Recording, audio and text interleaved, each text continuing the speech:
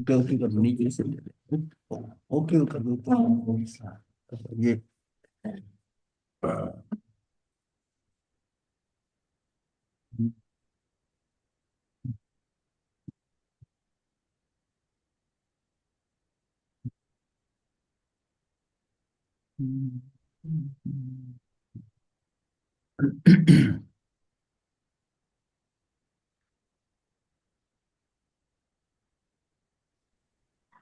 मैं खेल। हमारा विषय है 12वीं भावना जो है, जो अंतिम भावना है धर्म भावना, उसके ऊपर विषय चल रहा है।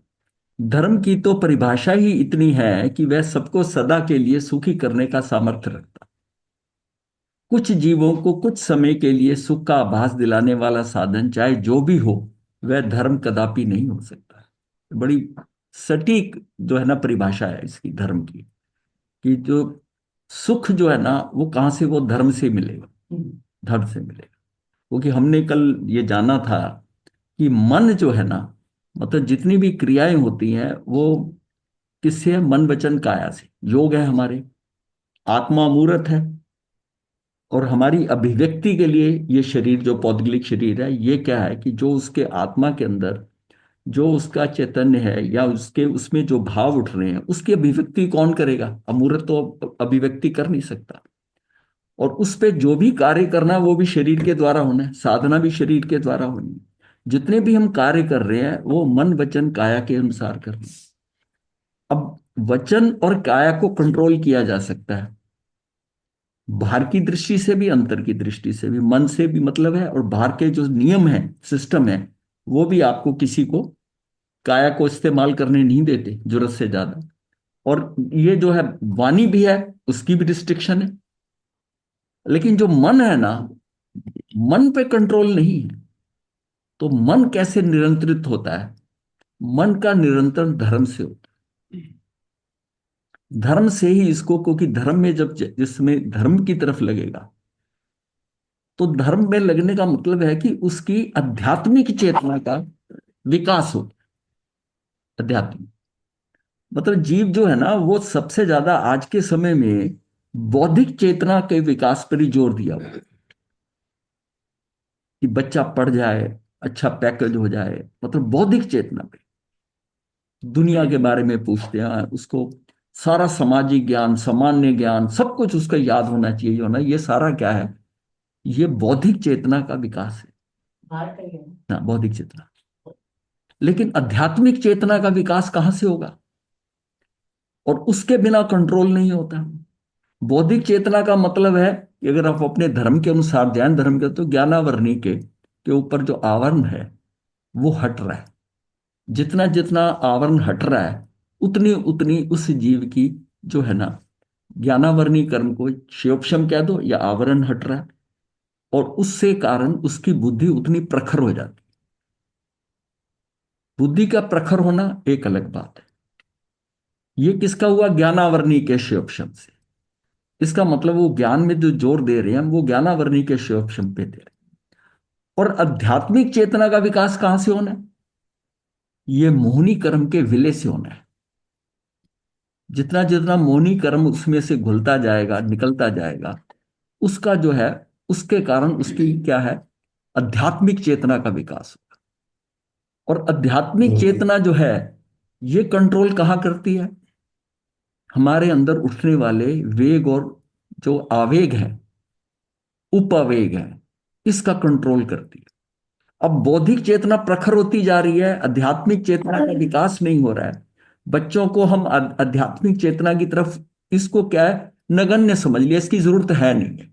बच्चे को तो पैकेज जो बौद्धिक विकास से मिलेगा ना, तो उसकी बुद्धि प्रखर है, नंबर बहुत लेके आता है, लेकिन उसका आचरण पता नहीं कैसा है। इंटॉलरेंट है, सहन शक्ति नहीं है। दिमाग कहाँ पहुंच गया? अब क्या हुआ कि ये सारी जो बहुत चेतना है, ये हमको हमारे संस्कारों से और संस्कृति से दूर करता जा रहा है। क्यों? हमारी लाइफ जो है ना मेटेरियलिस्टिक होगी, भौतिकता। प्रकृति सारी भौतिकता से ऐसी हो गई कि आध्यात्मिकता तो नजर ही नहीं आ रही। ये तो मतलब ये ऐसा माना गया ना, ये तो पुराने लोग करते हैं अध्यात्म की बातें जो है ना, इसकी इस वर्तमान काल में इसकी इतनी जरूरत नहीं है। पर ये जो है ना, जीवन जीने के अंदर जो है, वो कितना ज्यादा मोहनी कर्म का कितना ज्यादा है, ज्ञानावर्णी कर्म का है। लेकिन मोहनी कर्म जो है, वो तो उसको सुख नहीं दे सकता ना। क्योंकि सुख कहां से है? जब मेरे अंदर राग द्वेष की कमी होगी। नहीं तो वो भड़का रहेगा। बड़े बड़े प्रखर ज्ञानी, यानी साइंटिस्ट, उनकी पत्नी से झगड़ा हुआ, सुसाइड कर लिया, ये हो गया उसका। अब देखिए, जो ज्यादा बड़े लोग, ज्यादा बुद्धिमान अपने आप को समझते हैं, क्या वो सुखी है? सुख कहां से मिल रहा है? मोहनी कर्म के विलय से। किसी का ज्ञानावर्णी कर्म उतना क्षयक्षम नहीं भी हुआ, लेकिन उसने मोहनी कर्म को कंट्रोल कर लिया, वो सुखी हो गया। वो सुखी हो गया। सुख हमने जो मतलब है कि वस्तुओं में मान लिया, वो वस्तुएं कम होंगी उसके पास, उतनी चीजें नहीं होंगी, लेकिन वो अंदर से जो है, वो अंदर से अंदर का धनी हो गया। क्यों? कि उसमें क्या है कि मोहनी कर्म का विलय हो गया। मोहनी कर्म ज्यादा नहीं है। वो चौकड़ी अंतानुबंदी भी गई, दूसरी भी। हाँ, उसमें रही नहीं। जब राग द्वेष की कमी रह नहीं गई, तो उसका क्या है कि ये भव ही नहीं, आगे के भव भी सुधर गए। वो ज्ञानावर्णी कर्म के कारण तो हमारा ज्ञान वही है। अगर ज्ञानावर्णी कर्म भी कहाँ हेल्प करता है आगे जाकर, जब मोहनी कर्म भी खत्म हुआ हो। मोहनी कर्म भी खत्म हो, तो हम आज की डेट में जो बौद्धिक विकास पे इतना जोर दे रहे हैं, आध्यात्मिक विकास पे जोर नहीं है। उसका तो ध्यान ही नहीं है। हाँ, उसको तो इतने टाइम वेस्ट है। कहाँ है? संतों के पास जाना, स्थानक में जाना, या कहीं धर्म क्रिया करनी, उसको क्या है? ये फालतू का टाइम है। मतलब आदमी हमेशा क्रियाशील क्रियाशील, ये कर दो ये कर दो, उसमें इतना ज्यादा। इसको क्रियाशील होना मतलब है डिस्टर्ब रहता है अंदर से, टिक के बैठ नहीं पाता। आज बच्चे को देखो, आपके सामने आके खड़ा होता है, वो सीधी तरह 15 मिनट खड़ा ही नहीं हो सकता। 2 मिनट बाद वो इधर हिलता है, इधर हिलता है। देखो, वो खड़े होकर संतों के सामने भी मैं कर देखा, हिलता ही रहते। और ज्यादातर बच्चे, 80-90% बच्चों में टिकाव ही नहीं है। टिकाव। इसका मतलब है कि उसको अध्यात्म का जो है, इसका कुछ इस एंगल के ऊपर ना तो माता पिता, ना समाज उसके ऊपर कोई ध्यान नहीं दे रहा। सारी बात बौद्धिक विकास पे हो रही है, और भौतिकता, उसके साथ भौतिकता का विकास। भाई बहुत समझदार है, इतना यक मर लिया, नई कोठी बना ली, नई गाड़ी ले ली, ये ले ली। पर क्या वो सुखी है? क्या उसके नवीन कर्म नहीं बन रहे? राग द्वेष के कारण अंदर कितना डिस्टर्ब है, रात को नींद ठीक से आती है कि नहीं आती, शांत है कि नहीं है? वो सारा खेल किसने करना है? मौनी कर्म ने करना है। और कर्म बंधने हैं, 8 कर्मों में से कर्म बांधने वाला मौनी कर्म है, जिसका हमने कंट्रोल ही नहीं किया। तो क्या है कि मानसिक और भावनात्मक द्वंद्व चलते रहते हैं। किसी चीज को, किसी को टॉलरेट ही नहीं करना, बर्दाश्त ही नहीं करना। तो ये सारा सिस्टम मतलब सुखी, इस भौतिकता के हिसाब से सुखी नहीं है। दोनों चाहिए। उसका अगर ज्ञानावरणी कर्म का क्षयक्षम हो रहा है, तो मोहनी कर्म भी विलय होकर, तभी कहा है ना कि अनंतानुबंधी की शाय की चौकड़ी तोड़ पहले, तेरी गतियां बिगड़ रही हैं, उसके आगे चल। अप्रत्यक्ष हानि, प्रत्यक्ष हानि, स्वजलन का आ जाएगा, तो उसका काम बहुत हो जाएगा, हाँ, हल्का हो जाएगा। ये अगर बात हमें समझ में आती है कि इसकी भी उतनी इंपॉर्टेंस है कि क्या हम मोहनी कर्म के ऊपर कहाँ कहाँ खड़े हैं। मेरे राग द्वेष के कारण मैं कहाँ खड़े हैं? क्योंकि सुख दुख मेरे राग द्वेष की कमी के कारण मुझे मिला है। जितना राग द्वेष का अभाव होता जाएगा, उतना ज्यादा मैं सुखी होता जाऊं। सुख मेरे अंदर के कारण है, सुख बाहर की वस्तुओं के कारण नहीं है। अब इसको ऐसे समझ लें, एक व्यक्ति है जिसके की कषाय तीव्र है, और वो अशुभ प्रकृति करता है। कषाय भी तीव्र है, अशुभ प्रकृति करता है। अब आपको पता है कि उसका कर्म बंद होगा। कषाय तीव्र है, तो उसका अनुभाग बंद क्या है? वो अधिक होगा, और उसका स्थिति बंद भी अधिक होगा। यानी जो फलदायक शक्ति आएगी, वो भी तीव्र आएगी, और समय भी ज्यादा है।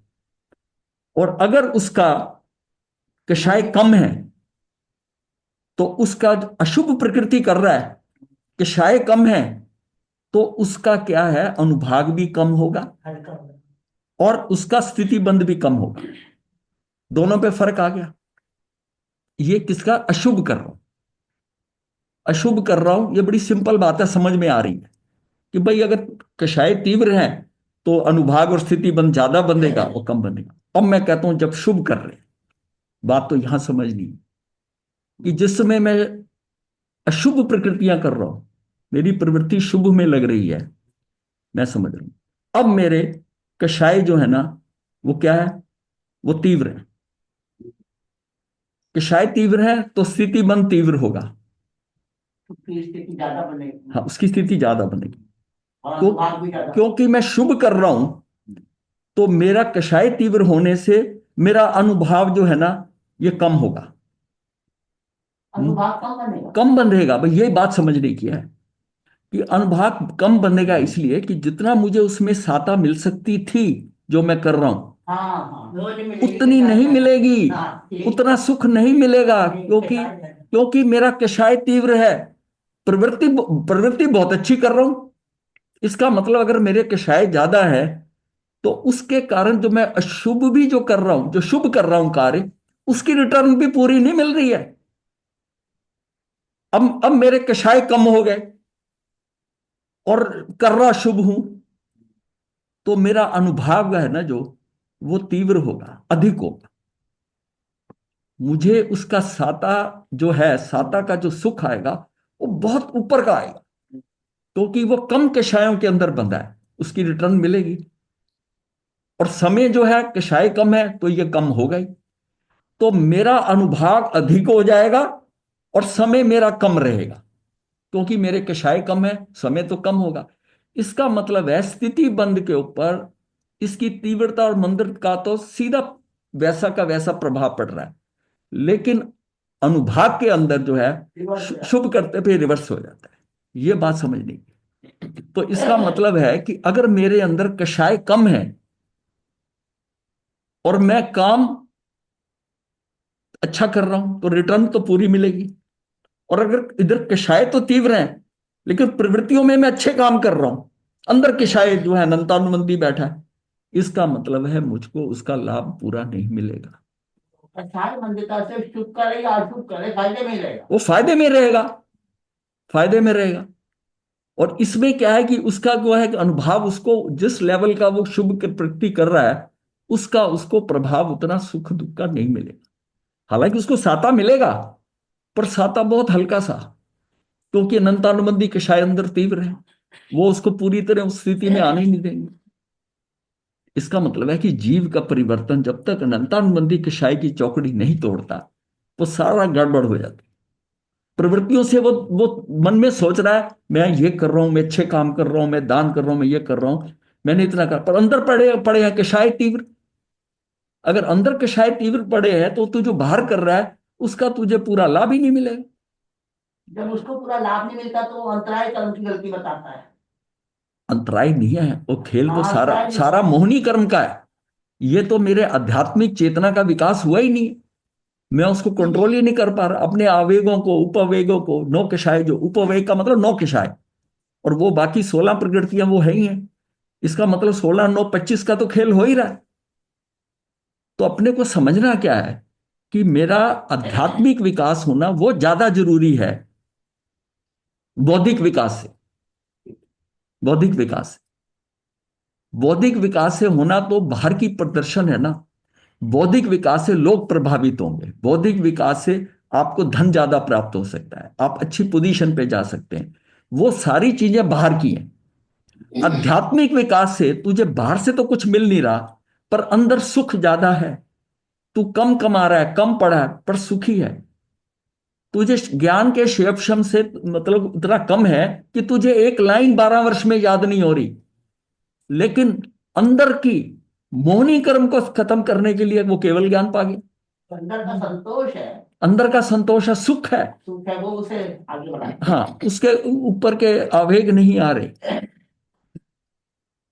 असली में ये है धर्म की भावना। ये गुरुजी धर्म भौतिक सुख भावना भी है। तो भौतिक सुख भी तो चाहिए जी। इस जन्म में, आज की डेट में भौतिक सुख भी बहुत जरूरी है। भौतिक का ये मतलब ये एक लौकिक सम्यक, दृष्टि है, ये लौकिक दृष्टि। सम्यक, मैंने वो सम्यक। एग्जाम्पल दिया ना, उसको हाँ। एक लाइन याद नहीं हो रही, उस पर सब हंस रहे हैं।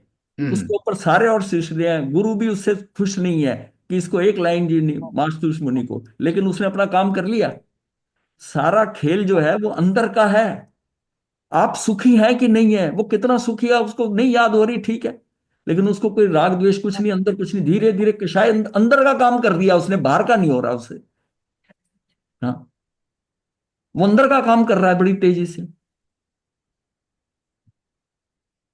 काम अंदर नहीं करना। ये नहीं कहा जा रहा कि बुद्धि का विकास ना करो, बात ये हो रही है कि बुद्धि का भी विकास करो, बौद्धिक और आध्यात्मिक चेतना का भी विकास होना चाहिए, ये दोनों को साथ लेके चलना चाहिए। दोनों साथ लेके चलना पड़ेगा। हाँ, दोनों को साथ लेके चलना चाहिए। बट वो भी दोनों जरूरी है। जितना कम करेंगे हाँ, उतना ही बुद्धि। बात यह है कि कषाय किससे कम होंगे, मोहनी कर्म के कारण कम पुण्य होंगे। कर्म। मोहनी कर्म के कारण होंगे। मोहनी कर्म किस लिए कम होगा, कि तेरी दृष्टि ठीक होगी, तेरा दर्शन मोहनीय पहले ठीक होगा, तुझे इस बात की श्रद्धा तो हो कि मुझे आध्यात्मिक विकास करना है, ये भी दृष्टि नहीं आएगी। जिस व्यक्ति का ये समझ में आ रहा है कि बच्चे को पढ़ा गया, इसका ये पैक कर दिया, इसको उसका बुद्धि विकास करने पे लगा हुआ है, उसका दर्शन मोहनीय में उसको आस्था ही नहीं है, उसका दर्शन मोहनीय पूरा टिका पड़ा हुआ है वहां पर, तो वो कैसे करेगा वो?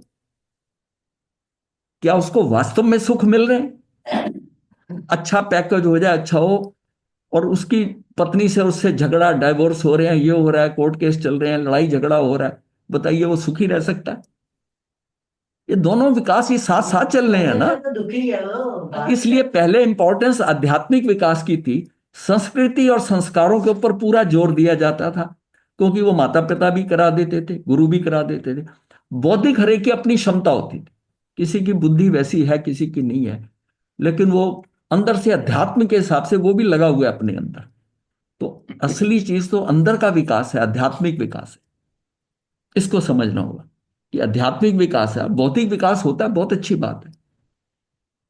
भौतिकता से आप आध्यात्मिक करते हो, लेकिन अगर उसको देखो कि उसने अगर ये आध्यात्मिक विकास से अपने कषाय कम कर लिए, मान लिया यहां पर पैकेज कम है, पैसे कम है, थोड़ा बहुत गुजारा करके यहां जीवन से चला गया, पर आगे गतियां कितनी सुधार गया, आगे उसका जीवन का इस यहां इस जीवन का जो वर्तमान स्थिति है, अगर इस पे ध्यान करते हो तो बौद्धिक विकास है, और यहां से आगे की तरफ दृष्टि डालते हो तो ये आध्यात्मिक विकास है।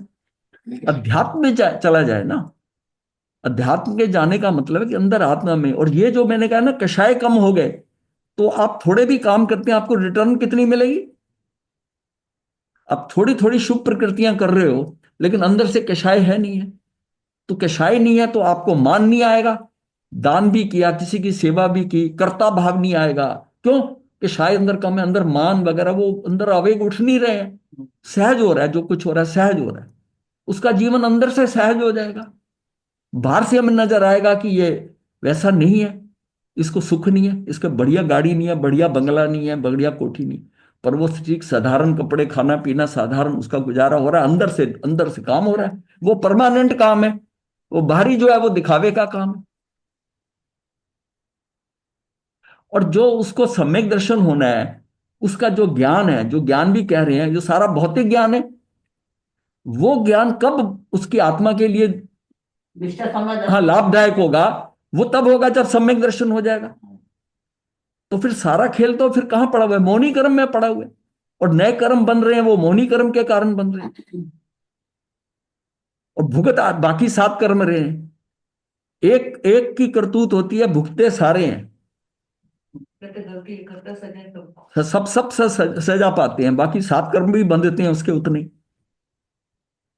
तो अपने को ये देना है कि हमारा आध्यात्मिक विकास कितना हुआ है, हमने सोच के हमारी दृष्टि कहाँ जा रही है, मेरे राग द्वेष ये इसके मापक हैं। ये जो है ना क्रोध मान माया लोभ जो है, मेरी संज्ञाएं कहाँ पड़ी हुई हैं, ये सारे मापक है कि मैं अंदर से कहाँ पर बैठा हूं, अंदर कहाँ हूं। बस ये जो है ना, ये धर्म का है, कि धर्म की तो परिभाषा इतनी है कि वह सबको सदा के लिए सुखी करने का सामर्थ्य रखता है।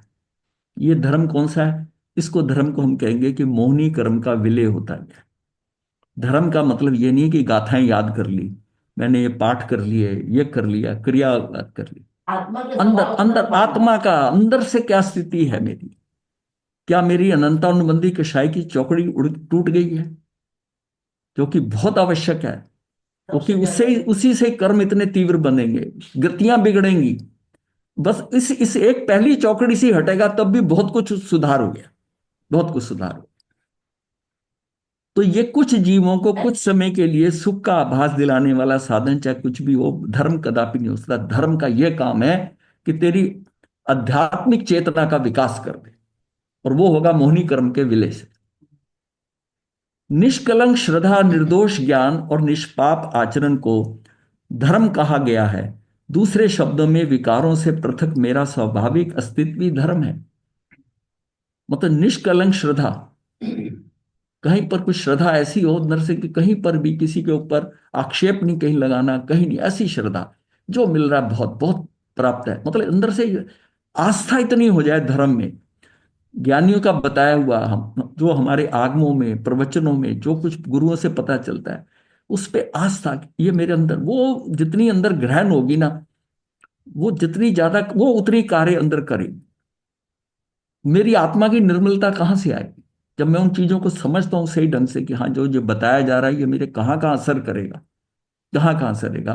और धर्म भी उतना ही सहयोगी है जितना कि बाहर की।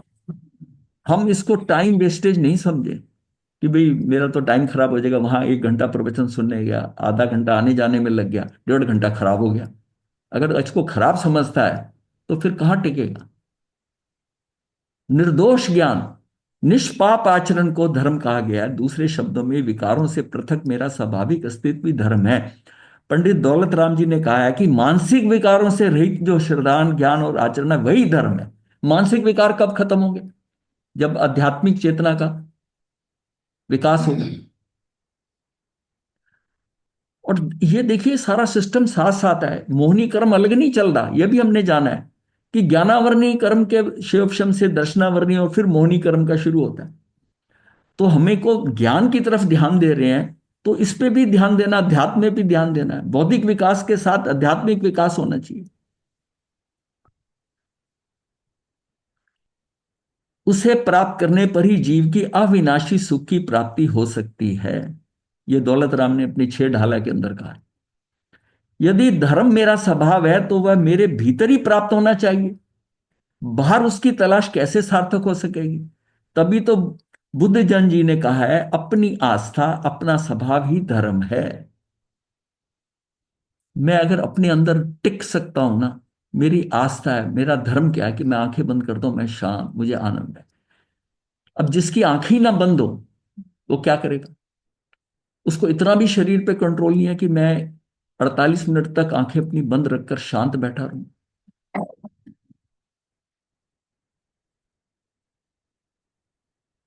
यदि धर्म मेरा स्वभाव है तो मेरे भीतर ही प्राप्त होना चाहिए, बाहर उसकी तलाश कैसे सार्थक होगी? हम जो है ना, ये सारा जो सुख है ना, ये क्या है कि वो बाहर ढूंढ रहे हैं, धर्म बाहर है। तभी तो बुद्ध जन जी ने कहा है कि अपनी आस्था अपना स्वभाव ही धर्म है। दुनिया से सौजन्य पूर्वक व्यवहार, घाट घाट का स्नान, दान दक्षिणा, ये सब किसी शरीर शुद्धि के कार्य हो सकते हैं, पर धर्म इनसे बिल्कुल एक अलग तत्व है। मतलब यह है कि इधर नहाना, संगम पे जाना, यहां जाना, उस नहर में जाना, त्रिवेणी में जाना, ये कहाँ? चार धाम की यात्रा करना। हाँ, ये रिचुअल बने हुए हैं। मैं इसको ये भी नहीं कहता ये खराब चीज है। मतलब यह है कि वो जा रहा, ठीक है, उसको श्रद्धा है वहां पर वो उसको ज्ञान के साथ समझे ना, वहां पर ज्ञान के साथ समझे, कितनी एनर्जी कितनी ऊर्जा लग जाती है। अपनी आस्था सबसे ज्यादा स्नान क्या है कि जो जो भाव स्नान होते हैं ना, शुद्ध भावों से अंदर से करा, ये स्नान है, ये असली स्नान। ये तो दिखता भी नहीं। हाँ वो स्नान तो हाथी के स्नान हाँ जैसे है। हाँ। नहीं, हाथी को भी हम कहते हैं हाथी स्नान, जो हस्ती स्नान का, हाँ, का स्नान, वो एक्चुअल उसकी मजबूरी है करना। हम समझते हैं वो नहाकर, साफ पानी से नहाकर बाद में कीचड़ फेंक लेता है। वो उसको सिर्फ ये उसके मतलब है कि वो कीचड़ जाकर उसके ऊपर एक आखिर में नहाकर वो परत जम जाए, वो कीचड़ उस पर लग जाता है, फिर सूख जाता है। तो अगर चींटी भी चढ़ती है ना, वो मिट्टी के ऊपर ही ऊपर से चलती है। कोई कीड़ा उसको, क्योंकि उसके हाथ पांव इतने भारी हैं। और जानवर तो खुजला लेते हैं, एक बाजू एक टांग को ऊपर उठा के वहां कर लेते हैं, इधर कर लेते हैं। उसका वो भी नहीं हो सकता। वो ज्यादा से ज्यादा अपने कानों को झड़क सकता है, कानों को सूंढ हिलाता है, उसका बाकी पीछे का हिस्सा सारा हिल नहीं पाता है ऐसा। ये भी उसकी सुरक्षा है। ये उसकी सुरक्षा है, उसके और उसके अंदर मतलब बिल्ट इन है कि पहले साफ पानी से स्नान कर और बाद में अपने ऊपर कीचड़ के फुहारे मार ले। देखो जानवर भी इतना समझदार होता है, हम उसकी वो प्रतिक्रिया क्या देख रहे हैं। हाँ, हाँ, कि वो अपने आप को क्यों क्यों कर रहा है ऐसा। हर इंसान को, हर जीव को उसी ढंग से बनाया होता है। अब आज भी मनुष्य जो है ना मड बाथ लेता है ना, आज ये भी एक बर्बाद लेता है। चिकित्सा का है मड बाथ, वो मड बाथ कर रहा है। अब गिर गिर जो रंग बदलता होगी उसकी हाँ, स्वयं की हाँ, सुरक्षा देगी। हाँ। दुनिया ये सौजन्य पूर्व व्यवहार, घाट घाट का स्नान, दान दक्षिणा, ये सब किसी शरीर शुद्धि के कार्य होते हैं, पर धर्म इनसे अलग कुछ और ही तत्व है। हे जीव, गुरु की शिक्षा पर ध्यान दे और अपनी आत्मा में आत्मा का हित करने वाले धर्म की तलाश कर। अपनी आत्मा में आत्मा का हित करने वाले धर्म। वस्तु स्वभाव धम्मो, वस्तु का स्वभाव ही उसका धर्म है। इस परिभाषा के अनुसार मेरा अपना स्वभाव ही मेरा धर्म है। ये क्षमा, मृदुता, सरलता, पवित्रता, स्वाधीनता, शांति, ये सब मेरे स्वभाव हैं। इन सबको धर्म कहा जा सकता है। जैन संतों ने 10 लक्षणों के माध्यम से धर्म को परिभाषी, 10 श्रमण धर्म कह दो, 10 लक्षण कह दो। क्षमा, मार्दव, आर्जव, शौच, सत्य, संयम, तप, त्याग तथा अकिंचन्य और ब्रह्मचर्य, इन्हें हम अपनी आत्मा की निधियां भी कह सकते हैं। ये विभाव से स्वभाव की ओर हमारी यात्रा के पड़ाव हैं। ये हमारी यात्रा के पड़ाव हैं। इस प्रकार धर्म के ये एक लक्षण कोई बाहरी तत्व नहीं है, विकारों के अभाव में स्वतः प्रकट होने वाली आत्म शक्तियां हैं। ये सारी अंदर की शक्तियां हैं। ये क्या है? विकारों के अभाव से। यहां 10 धर्म के नाम से कही गई हैं। कवि धनातर राय जो है ना, दयानंद राय जी ने 10 धर्मों का अच्छा वर्गीकरण किया है। उनके अनुसार क्षमा, मार्दव और आर्जव तो मेरे निज के भाव हैं। क्षमा, मार्दव, आर्जव। सत्य, शौच, संयम, तप और त्याग, ये सब धर्म की प्राप्ति के उपाय हैं। अकिंचन्य तथा ब्रह्मचर्य 10 धर्मों का सार है। इसको 3 कैटेगरी में डिवाइड कर लिया। 3 कैटेगरी में डिवाइड कर लिया कि आपका क्षमा, मार्दव और आर्जव, यानी कि आपके अंदर की क्षमा, आपका माधुर्य और आपके अंदर सरलता। सरलता जो मेरे निज के भाव है। सरल है, ये मेरे निज के, मैं इतना सरल अगर हूं, कोई आदमी सरल है तो आज उसको बुद्धू या पागल कह देते हैं। जो ज्यादा सरल होता है उसको पागल समझा जाता है, बुद्धू। उसको जहाँ कहती है बुद्धू। हाँ, बुद्धू कहते हैं, पागल कहते हैं। बुद्धू कह दो, भोंदू कह दो। उसको जहाँ मर्जी यूज कर सकते हाँ, हैं ना। उसको कहीं भी, क्योंकि वो सरल है। हाँ जी। भाई इसको तो जहां मर्जी घुमा दो, इसको इसको ऐसा कर दो, वो हंसता है इसको कि मैं तो इसको चला दे। पर ये नहीं पता कि वो अपना कल्याण कर रहा है। तो भोंदूपना ही सही है। अध्यात्म में भोंदूपना ठीक है, ज्यादा चतुर बनने की जरूरत नहीं है। अपने पर आस्था, अपने अविनिश्वर वैभव का ज्ञान और अपनी आत्मा में रमन, धर्म का सार तो इतना ही है। चारों गतियों के दुखों से उभार कर मुक्ति का अनंत सुख दिलाने का समर्थ इस धर्म में ही है।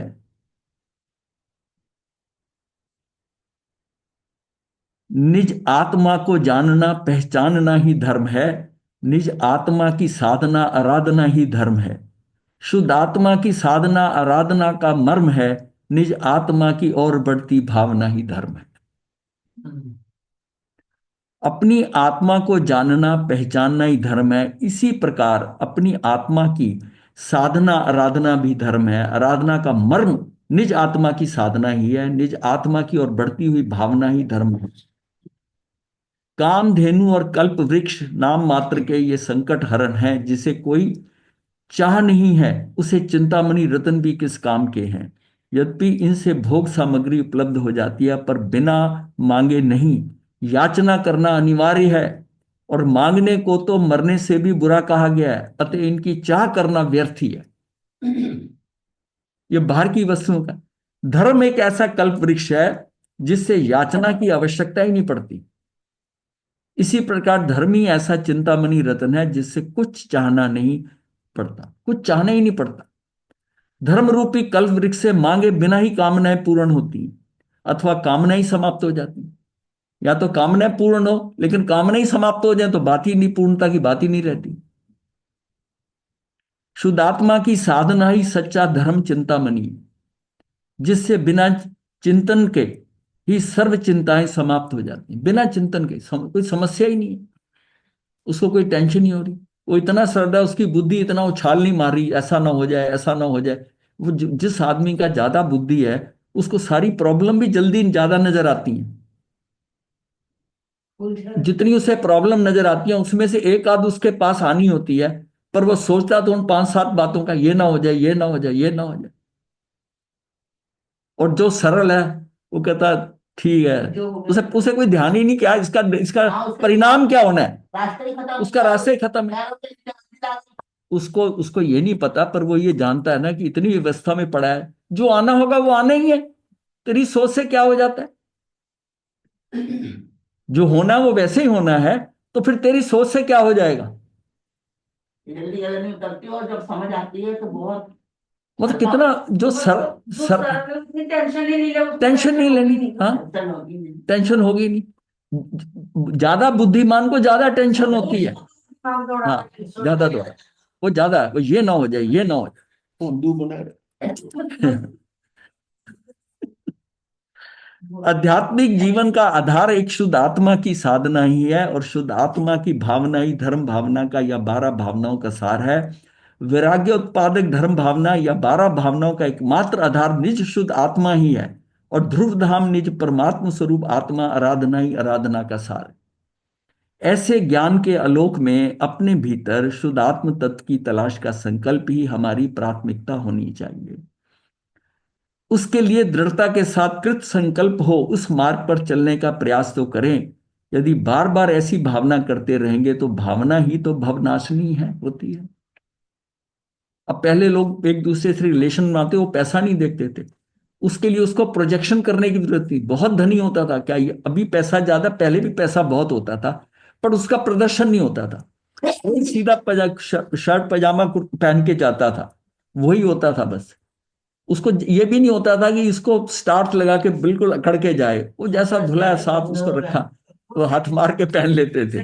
कितनी कितनी सहजता और सरलता थी, कितनी सहजता और सरलता थी।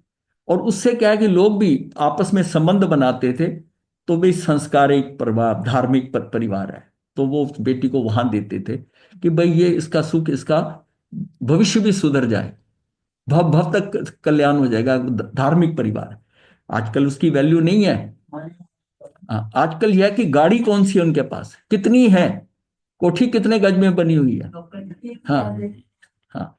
तो वो जो सारी चीजें जो देखने की, वो घर में काम करने वाले नौकर होने चाहिए। तो वो ये सारी चीजें क्या है, तो उसको उसका हमने सुख मान लिया ना, कि उसको सुख और वहां जाके उसको सुख सुख उसको अपने कर्मों का मिलना है व्यवस्था में। आपने तो उसको वातावरण देना है कि वो उसका वातावरण बढ़िया है। आप देखो कि इसको वातावरण कैसा मिलेगा, वातावरण का ध्यान नहीं है। अब उसको उतने उसमें डाल दिया कि वो वातावरण सूट नहीं कर रहा। शरीर पर बहुत सारे आभूषण है, पर वो भार लग रहे हैं क्योंकि वातावरण सही नहीं है, अंदर शांति नहीं है। तो सुख की हमने डेफिनेशन क्या ले ली फिर, बाहर की वस्तु की। मतलब हमारी अप्रोच ही डिफरेंट हो गई है। परिग्रह की अप्रोच होगी। हाँ, हाँ, कि भाई कितना माल है किसके पास। बाहर माल देख रहे हो, पर अंदर से अगर वो खाली हुआ तो क्या होगा? अगर अंदर से ही खाली, अध्यात्म है ही नहीं उसमें। ऐसे ज्ञान के आलोक में अपने भीतर शुद्धात्म तत्व की तलाश का संकल्प ही हमारी प्राथमिकता होनी चाहिए। उसके लिए दृढ़ता के साथ कृत संकल्प हो, उस मार्ग पर चलने का प्रयास तो करे। यदि बार बार ऐसी भावना करते रहेंगे तो भावना ही तो भवनाश नहीं होती। कम से कम वो आज की डेट में वो भावना तो भाए हम, उसके बारे में सोचें कि मेरा अध्यात्म में मैं कहाँ खड़ा हूं। बच्चा घर में है, स्कूल के नंबर बहुत लाता है, ये A+ लाता है, ये करता है, ये टॉप चल रहा है, पर देखो उसकी आदतें, उसके अंदर दूसरे भाई बहनों को टॉलरेट करने के लिए, माता पिता अपनी बात को मनाने की आग्रह कदाग्रह हठाग्रह कितना है उसमें। मैं तो ये लेंगे लूंगा ही, और आप सोचते हो बड़ा इंटेलिजेंट है इसको, ये उसको उतना ही हम पनपने दे रहे हैं। बच्चे को ना कहकर उसको टॉलरेट करना सिखाओ। हर चीज में हाँ नहीं, उसको नहीं, नहीं। नहीं सुनने की आदत पड़नी चाहिए। ये बड़ी दिक्कत करती है बाद में, जिसने कभी नहीं नहीं सुनी। आज तक तो मेरे को किसी ने मना नहीं करा। हाँ, ये मना करने वाला कौन है? ये कौन है? ये मना कि जो हमारे भाव उठ रहे हैं सारे पूरे हो जाएंगे, नहीं नहीं पूरे होते तो उसको कैसे टॉलरेट करना है, कैसे सीखना है कि ठीक है नहीं है तो नहीं से, मिल जाता तो अच्छा था, नहीं मिला तो नहीं थे। ये अंदर का विकास है। धर्म भावना का एक अनुशीलन, ये इसके आगे हम चलते हैं। आरंभिक 9 भावनाओं में गे रूप संयोग, हे रूप आश्रव भाव एवं उपादेय रूप संवर निर्जरा के सम्यक चिंतन के उपरांत लोक और बोधि दुर्लभ भावना में यह विचार किया गया है कि इस षट द्रव्यमयी पुरुषाकार लोक में रतंत्र रूप बोधि की उपलब्धि अत्यंत दुर्लभ है। ये मतलब हम बोधि बोधि कर रहे हैं ना, बोधि समझे आप कि बोधि है क्या? बोधि का मतलब है सम्यक दर्शन, सम्यक ज्ञान, सम्यक चरित्र, ये बोधि है। मतलब बोधि को अगर विजुलाइज करेंगे, बोधि बोधि का कैसे होगा? बोधि ये बोधि है। बोधि दुर्लभ जब की थी, ये रत्नत्रय। रत्नत्रय भी थोड़ा आगे का है, ये बोधि इसी को लेंगे। रतंत्रय रूप बोधि की उपलब्धि अत्यंत दुर्लभ है, चूंकि रतंत्रय बोधि ही वास्तविक धर्म है। अतः इस धर्म भावना में निज परमात्म रूप आत्मा के आश्रय से उत्पन्न होने वाले सम्यक दर्शन ज्ञान चरित्र रूप धर्म का ही विचार किया जाता है, चिंतन किया जाता है, धर्म का ही बारंबार भावना भाई जाती है। मतलब ये सारा क्या है कि इसमें अब एक्चुअल में अभी जो है ना, ये तुलनात्मक हो गया है कि बोधि दुर्लभ भी कह रहे हैं और धर्म भावना भी है। तो दोनों चीजें देखने में एक बराबर सी लग रही हैं, पर फिर भी इसके लिए दो अलग जो है, दो अलग भावनाएं बताई गई हैं। सम्यक दर्शन ज्ञान चरित्र तो को, धर्म भावना में से हाँ, अ, बोधि का प्रकटीकरण यहाँ बताया ना। धर्म भावना में तो उसका स्वरूप, स्वरूप है। स्वरूप के ऊपर, उसके ऊपर चिंतन है। और ये जो है ना, ये उसकी बोधि की जो 11वीं भावना है, उसमें दुर्बलता का बताया गया है कि दुर्लभता कैसे है। यानी हम, ये हमारा क्या है, हम दुर्लभ क्यों होगा कि हम दुर्बल हैं? हमारे अंदर वो चीज नहीं है, कहीं ना कहीं दुर्बल है ना हम। दुर्बल है तो दुर्लभ है।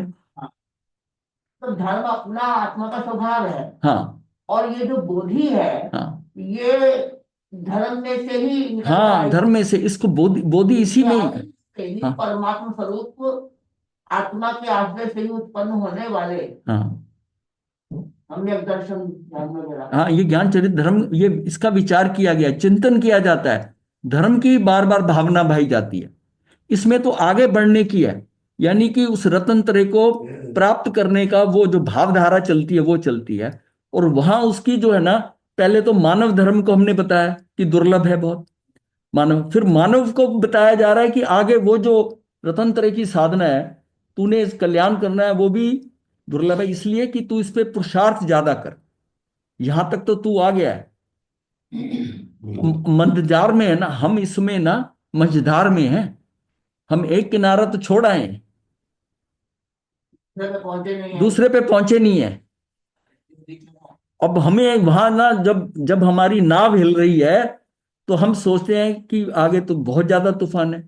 अब कई बार होता है ना, वो कहता वापस ले ले इसको, हम तो वापस लेने के चक्कर में हैं कि इसके आगे नहीं जाया जाए। और एक होता है कि जो किनारे, उधर तो जाना ही है, जो होगा दिख ही जाएगी, चलाओ आगे, बढ़ाना है ना आगे, पीछे नहीं जाना है अपने को। पीछे जाना तो वेस्टेज ऑफ टाइम है ना।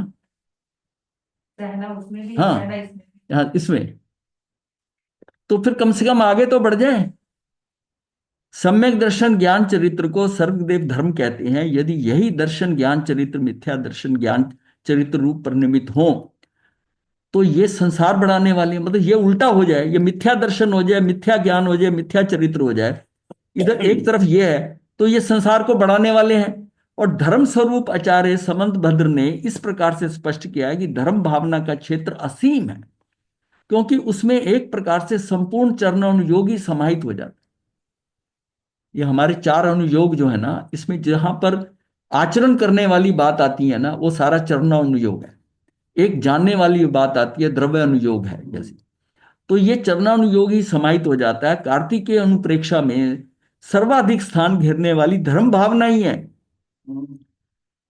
कुल ये जो है ना 489 जो है ना 489 गाथाओं में से 185 गाथाओं में फैली इस भावना में श्रावक धर्म और मुनि धर्म का सांगोपांग विवेचन किया गया है।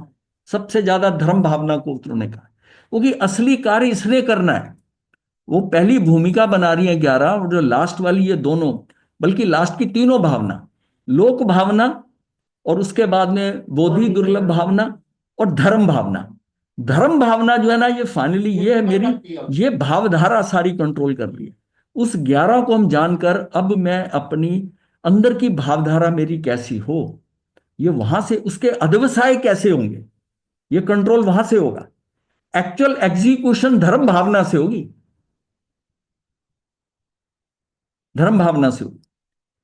इस भावना में श्रावक धर्म मुनि धर्म का सांगोपांग विवेचन किया गया है, जिसमें सम्यक दर्शन ज्ञान चरित्र के विस्तृत विवेचन के उद्देश्य से देव शास्त्र गुरु सम्यक दर्शन के 8 अंग, 12 व्रत, 11 प्रतिमाएं, 10 धर्म, 12 तप, 4 ध्यान आदि सभी विषय समाये गए।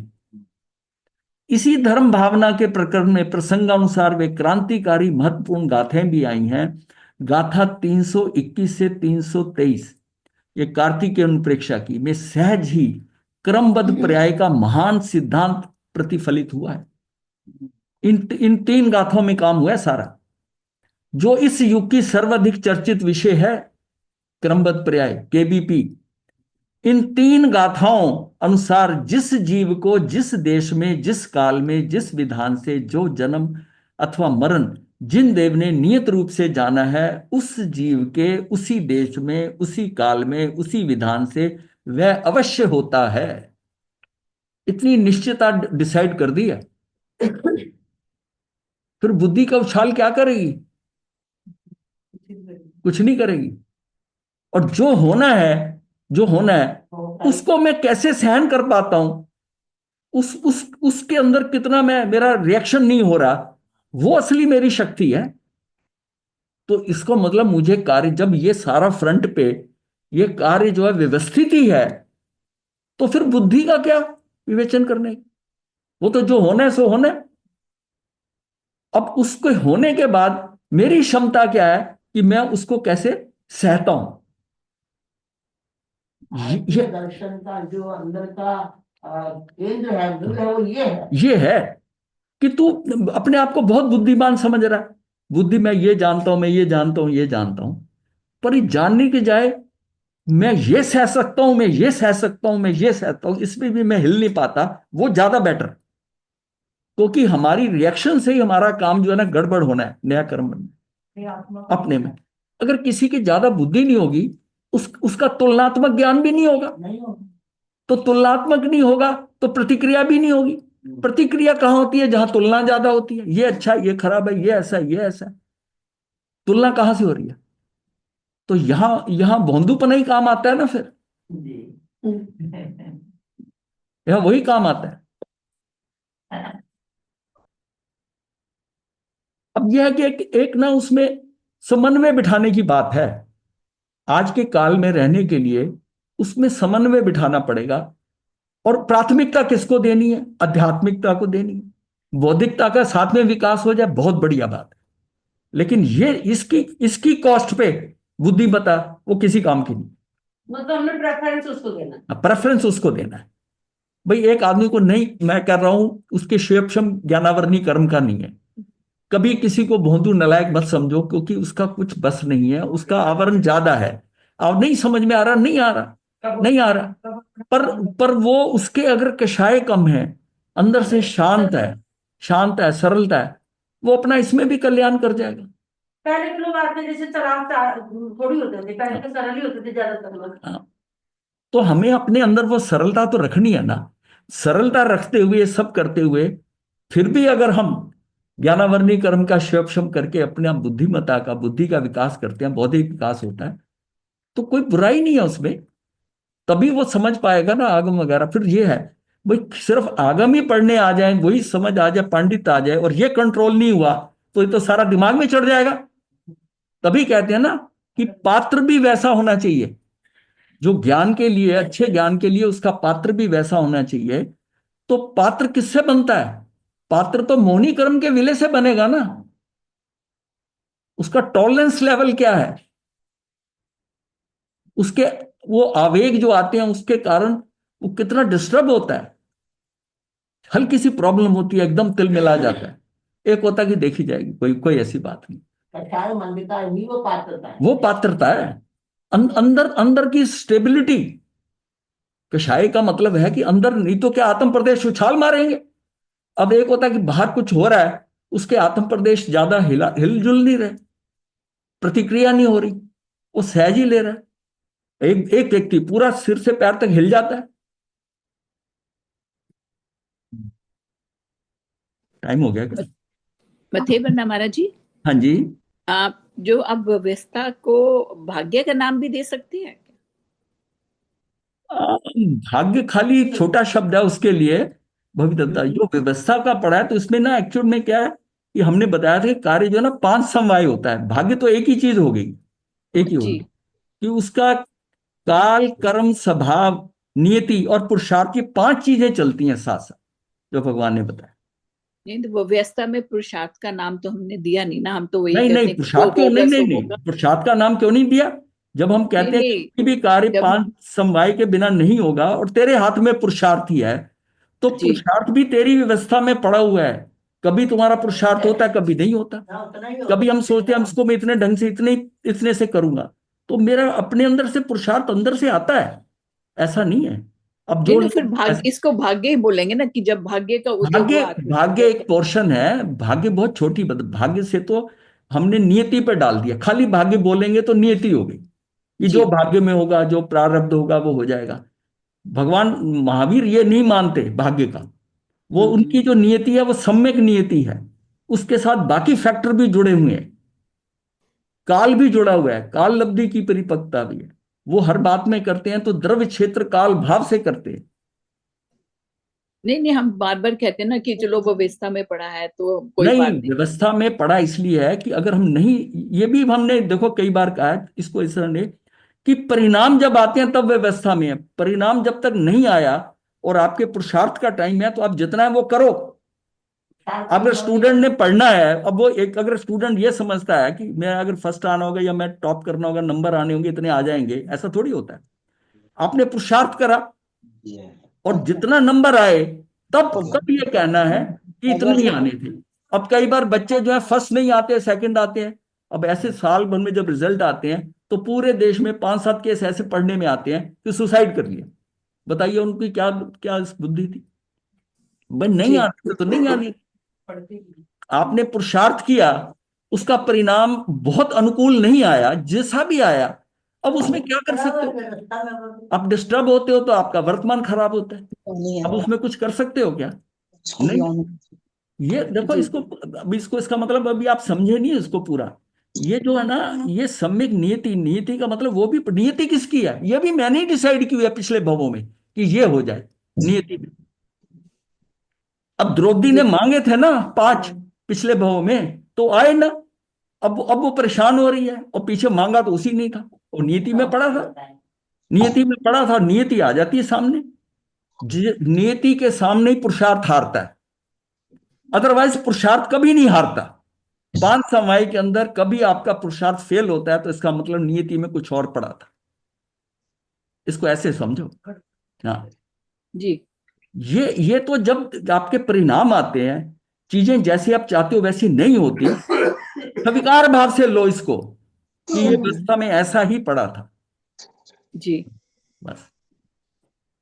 नमो अरिहंतानं नमो सिद्धानं नमो अय्यर्यानं नमो वैद्यायानं नमो लोये सर्वसाहुनं चतारि मंगलम अरिहंता मंगलम सिद्धा मंगलम साहु मंगलम केवलीपनतो धम्मो मंगलम चतारि लोकोत्तमा अरिहंता लोकोत्तमा सिद्धा लोकोत्तमा साहु लोकोत्तमा केवलीपनतो धम्मो लोकोत्तमा चतारि शरणं पवज्यामि अरिहन्ते शरणं पवज्यामि सिद्धे शरणं पवज्यामि साहु शरणं पवज्यामि केवलीपनतं धम्मं शरणं पवज्यामि चार ईश्वर ने सुख करने मंगल करने सदा मंगल। बड़ी हाँ जी। वंदना जी।